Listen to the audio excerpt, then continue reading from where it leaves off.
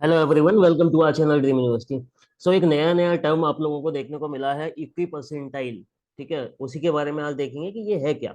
Basically देखो, ये term देख के आपको लग रहा होगा कि पता नहीं क्या है। ये कुछ भी नहीं है, बस एक मॉडल होता है नॉर्मलाइज स्कोर करने के लिए। उस मॉडल का नाम ही इक्वी परसेंटाइल मॉडल है। ठीक है, तो इसको हम लोग एक बार समझ लेते हैं कि आखिर ये होता क्या है, कैसे होता है। ठीक है, तो ये बेसिकली नॉर्मलाइजेशन का ही एक प्रोसेस होता है। तो इसमें क्या होता है, स्टार्टिंग से देखते हैं। देखो, पहले तो ये टाइम्स ऑफ इंडिया का जो आर्टिकल है, for single CUET rank list UGC banks on equi percentile model. Okay, तो जो सीयूईटी नॉर्मलाइज स्कोर करके रैंक लिस्ट लाएगा परसेंटाइल बेसिस पे, तो उसके लिए ये जो मॉडल है वो यूज किया जाएगा। अभी तक ये मॉडल जो था, ऐसा नहीं है कि ये नया मॉडल है। ये मॉडल अभी तक जो गवर्नमेंट जॉब्स के एसएससी का हुआ या जो भी अदर जॉब्स के होते हैं एग्जाम्स, गवर्नमेंट जॉब्स के, तो उसमें ये मॉडल यूज होता है। ये मॉडल बेसिकली उनमें उन एग्जाम्स में यूज होता है जिनका एग्जाम एक शिफ्ट से ज्यादा शिफ्ट्स में होता है, ताकि उसका स्कोर एक बार नॉर्मलाइज किया जा सके। देखो, एक बार समझ लो इसको होता कैसे है। तो बेसिकली इसमें होता क्या है, जैसे दो शिफ्ट मान ली, एक शिफ्ट वन मान ली, एक शिफ्ट टू। होपफुली आप सभी लोगों को दिख रहा होगा अच्छे से। तो दो शिफ्ट में हम लोगों ने ये कैंडिडेट्स हैं, इधर जो लिखे हैं मैंने वो कैंडिडेट्स लिखे हुए हैं। ABCDE शिफ्ट वन के कैंडिडेट्स हैं। KLMNO ये शिफ्ट टू के कैंडिडेट्स हैं। ठीक है, तो ये मार्क्स हैं आपके। ये मार्क्स आए हैं। शिफ्ट वन में ए के मार्क्स 95 है, और ये टॉपर है यहाँ का, इसका 100% आई। यहाँ का टॉपर कौन है? के कितने मार्क्स है? 70 मार्क्स। तो इसका 100% है।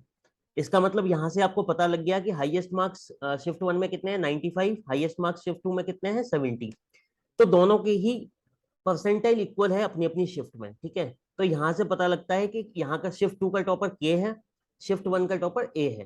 ठीक है, लेकिन परसेंटाइल दोनों के इक्वल है, मार्क्स में डिफरेंस है 25 मार्क्स का। ठीक है, जब सिलेक्शन देना होगा तो हम लोग इस तरह से देखेंगे परसेंटाइल बेसिस पे।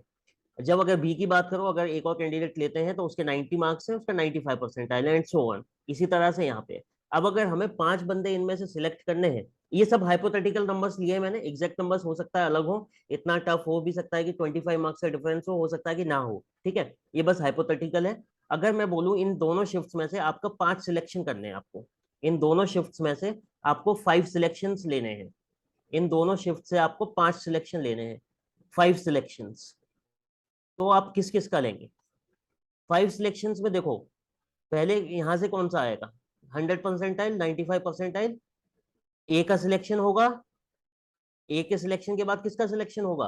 के का सिलेक्शन होगा, क्योंकि उसका भी 100% है। इसके बाद किसका सिलेक्शन होगा? बी का होगा। बी के बाद किसका होगा? एल का होगा। एल के बाद लास्ट 5, क्योंकि हमको 5 का ही सिलेक्शन लेना है, तो उसके बाद किसका होगा? इसका 95%, 91% है।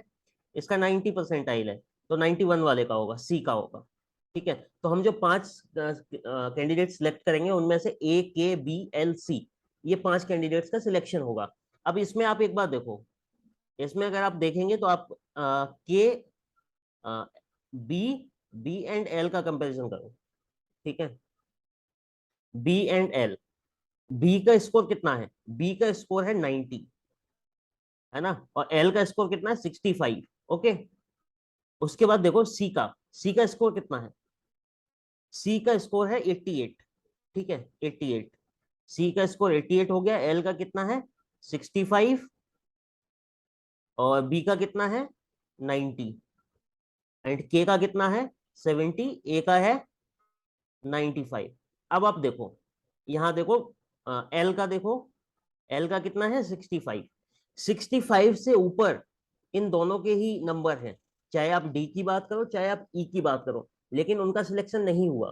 क्यों नहीं हुआ?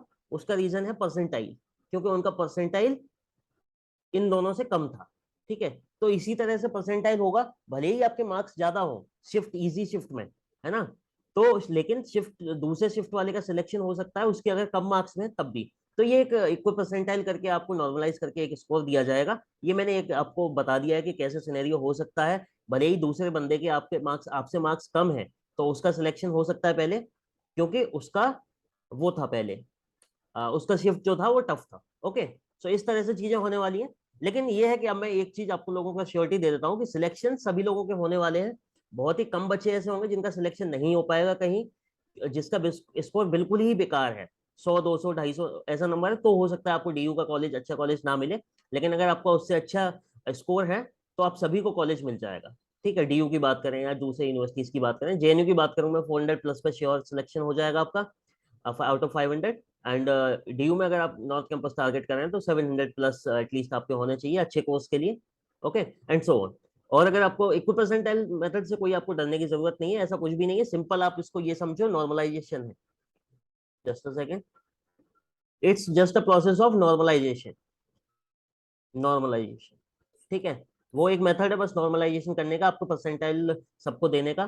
तो मैंने जो बताया, जैसे शिफ्ट 1 के बच्चे का अगर स्कोर ज्यादा भी है, तो शिफ्ट 2 के स्कोर के बच्चे का अगर स्कोर कम भी है, तब भी उसका सिलेक्शन उससे पहले हो सकता है, गिवन कि शिफ्ट 2 जो है वो टफ है एंड उसका परसेंटाइल स्कोर ज्यादा है। ठीक है, सो बेसिकली आपका कंपटीशन आपके शिफ्ट वालों से है ना। तो जो बच्चे अभी तक डर रहे थे कि सर हमारी शिफ्ट बहुत टफ आई है, क्या होगा कैसे होगा, तो आप लोगों को डरने की जरूरत नहीं है, क्योंकि जो आपका कंपटीशन है वो आपके शिफ्ट वालों से है, क्योंकि आपकी परसेंटाइल जो बनेगी वो आपके शिफ्ट वालों के अकॉर्डिंग बनेगी। Okay, hope you got my point. यही मेरे को बेसिकली आज की इस वीडियो में आपको समझाना था। अगर आपको कोई डाउट फिर भी रह जाता है, you can comment in the comment section, I'll very happy to answer your queries. Thank you so much for joining in. मिलते हैं नेक्स्ट वीडियो में, बाय टिल देन।